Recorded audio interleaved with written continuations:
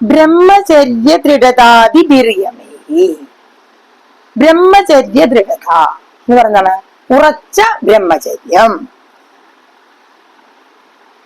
ആദി എന്ന് പറഞ്ഞാൽ മുതലായവ.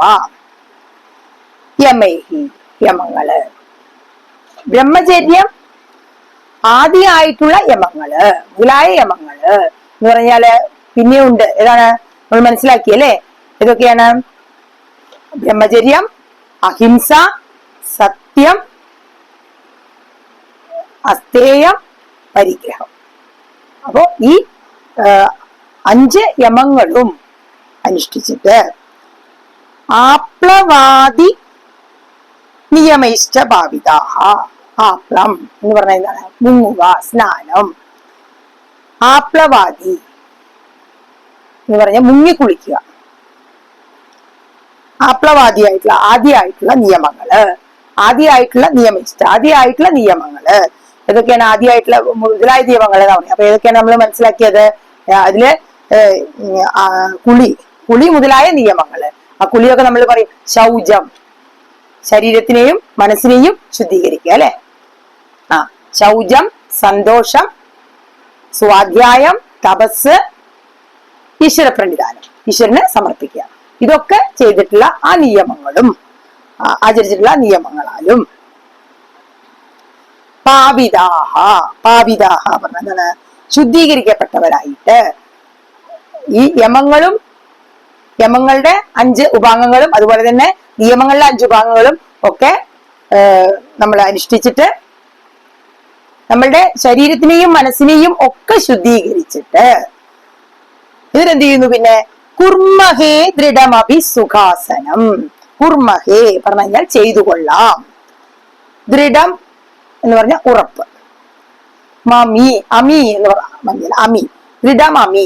അമി എന്ന് പറഞ്ഞു കഴിഞ്ഞാൽ ഈ ഞങ്ങൾ. സുഖാസനം. സുഖാസനം എന്ന് പറഞ്ഞു കഴിഞ്ഞാല് ഏറ്റവും സുഖമായി ഇരിക്കുന്ന ഒരു പൊസിഷൻ. നമുക്ക് എങ്ങനെയാണോ കംഫർട്ടബിൾ ആയിട്ട് ഇരിക്കുന്നത് അങ്ങനെയുള്ള ആ പൊസിഷൻ സുഖാസനം.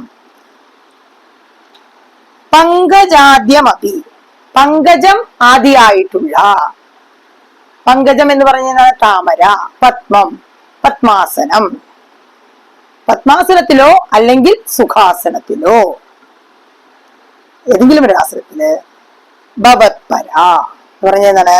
അങ്ങയിൽ തൽപരരായിട്ടുള്ള ഈ ഞങ്ങള് പത്മാസനത്തിലോ അല്ലെങ്കിൽ സുഖാസനത്തിലോ സൗകര്യമായിട്ടുള്ള ഒരു ആസനത്തില് അഭ്യാസം കൊണ്ട് ഉറപ്പിച്ചുകൊള്ളാം എന്നാണ് പറയുന്നത് കേട്ടോ. അപ്പോ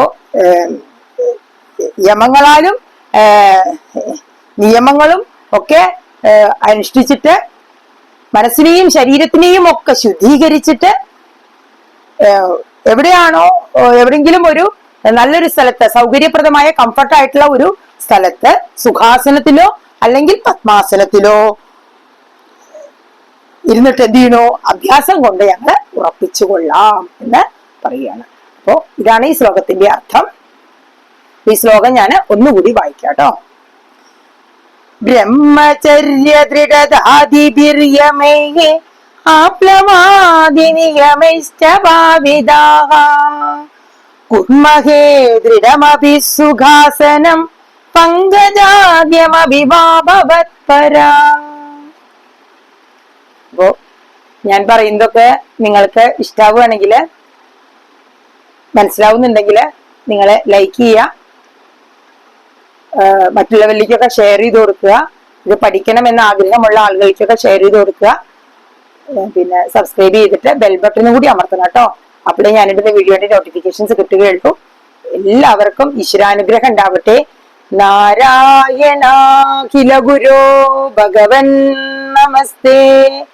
സർവത്ര ഗോവിന്ദ നാമ സങ്കീർത്തനം. ഗോവിന്ദ ഗോവിന്ദ. ഓം ശ്രീ ഗുരുഭ്യോ നമഃ. ഹരി ഓം തത്സത്.